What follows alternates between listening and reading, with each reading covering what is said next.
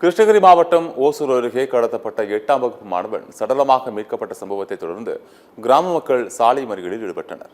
கிருஷ்ணகிரி மாவட்டம் அஞ்சட்டி அடுத்துள்ள மாவரட்டி கிராமத்தைச் சேர்ந்தவர் சிவராஜ்.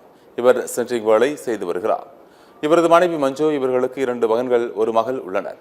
இவர்களது இளைய மகன் ரோஹித். இவர் அப்பகுதியில் உள்ள பள்ளியில் 8ஆம் வகுப்பு படித்து வந்ததாக கூறப்படுகிறது. இந்நிலையில் ரோஹித் நேற்று மாலை மர்ம நபர்களால் காரில் கடத்தப்பட்டதாக சொல்லப்படுகிறது.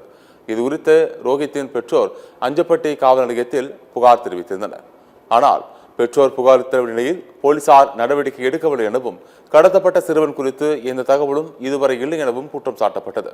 தொடர்ந்து பெற்றோர் மற்றும் கிராம மக்கள் அஞ்சட்டி பேருந்து நிலையத்தில் சாலையில் அமர்ந்து சிறுவனை மீட்டு தர கோரி மறியல் போராட்டத்தில் ஈடுபட்டனர். இந்த நிலையில் மர்ம நபர்களால் கடத்தப்பட்ட சிறுவன் அஞ்சட்டி ஒகேனக்கல் செல்லும் சாலை ஓரத்தில் முட்புதரில் சடலமாக மீட்கப்பட்டார்.